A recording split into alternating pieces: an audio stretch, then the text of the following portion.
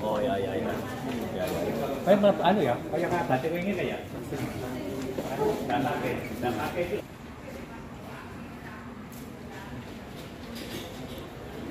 Ini apa ya lebih?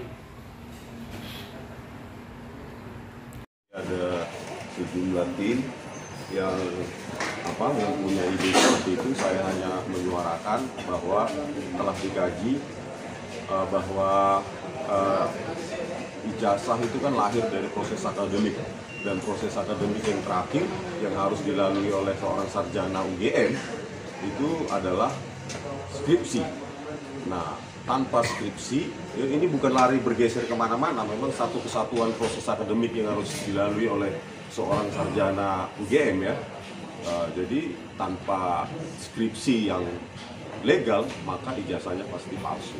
Nah, skripsi tersebut itu adalah entry point untuk membongkar semuanya, bahwa skripsi yang tanpa tanda tangan dosen penguji ya di UGM itu tidak mungkin bisa lulus. Nah, kemudian kita temukan bahwa penggunaan teknologi yang jauh melampaui tahun 1985.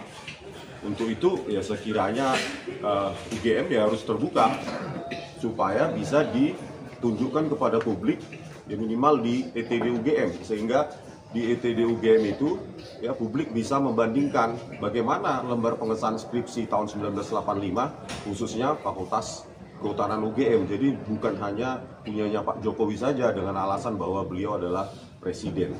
Jadi publik punya hak untuk mengetahui, untuk membandingkan teknologi apakah yang digunakan pada tahun 1985, silahkan upload. Karena saya sudah membuktikan bahwa di MIT sekalipun, ya, di Massachusetts Institute of Technology, ya, lembar pengesahan skripsi zaman itu pun, bukan skripsi, bahkan doktoral ya, tesis, ya, disertasi, itu masih menggunakan teknologi seperti IBM Electric Typewriter.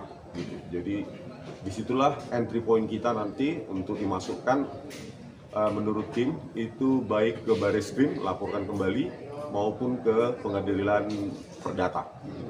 Itu rencana kapan yang sedang disiapkan dan kajian akademik saya pun sudah saya berikan ya kepada tim yang mengusulkan.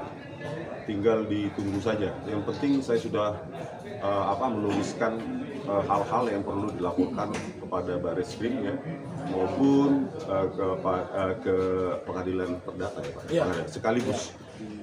Ya, jadi itu juga berkaitan juga, semua proses akademik itu berkaitan. Jadi proses mulai dari registrasi yang ternyata Pak Jokowi menuliskan sendiri bahwa ketika registrasi awal tahun 1980, tahun akademi 1980-1981 merupakan ditulis adalah SM Sarjana Muda. Terus registrasi atau pendaftaran ulang tahun akademi 1981-1982 juga Sarjana Muda opsinya yang dipilih gitu, ada 4 pilihan. Pertama diploma, yang kedua sarjana muda, yang ketiga sarjana, yang keempat profesi. Tetapi 3 kali ditanyakan, 3 kali juga dibulati adalah sarjana muda. Jadi kalau memang Pak Jokowi sejak awal mengambil program atau tingkat studi sarjana muda, maka tentu tidak mungkin ada skripsi. Maka tidak mungkin juga ada KKN. Tidak mungkin juga ada ijazah sarjana kehutanan UGM. Yang memungkinkan adalah sarjana muda kehutanan UGM dengan gelar BSc gitu.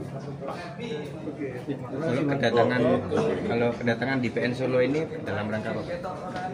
Sebenarnya impulsif ya, dan kemarin ketika ketemu dengan Pak Dr. Muhammad Taufik di podcast Santana ya, perihal apa yang sedang berlangsung di sini ya, saya diundang untuk bukan hadir di ruangan ya Pak ya, cuma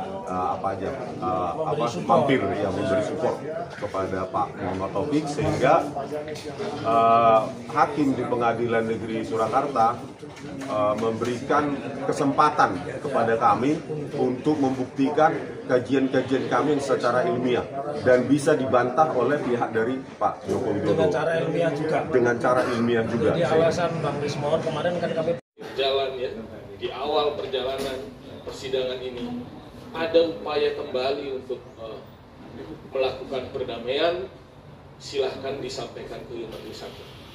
Upaya tersebut sampai perkara ini belum diputus. Gitu ya para pihak. Terus yang berikutnya juga disampaikan kepada pihak bahwa sehubungan dengan pergantian komposisi atau susunan majelis hakim, ya, seperti yang saudara-saudara perhatikan dengan persidangan terdahulu dengan persidangan sekarang, itu ada pergantian susunan majelis 1 tahun 2019, maka persidangan ini dilanjutkan. Persidangan dilanjutkan sesuai dengan perma tersebut, yaitu persidangan secara elektronik.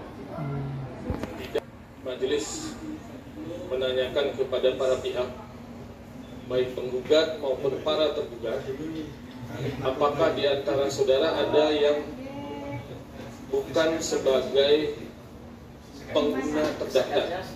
Pengguna terdaftar itu lawyer, advokat. Ada di antara kuasa hukum ini, dari penggugat seluruhnya advokat ya. Ya, berarti sebagai pengguna terdaftar. Begitu juga dengan tergugat 1. Ya. Tergugat 2.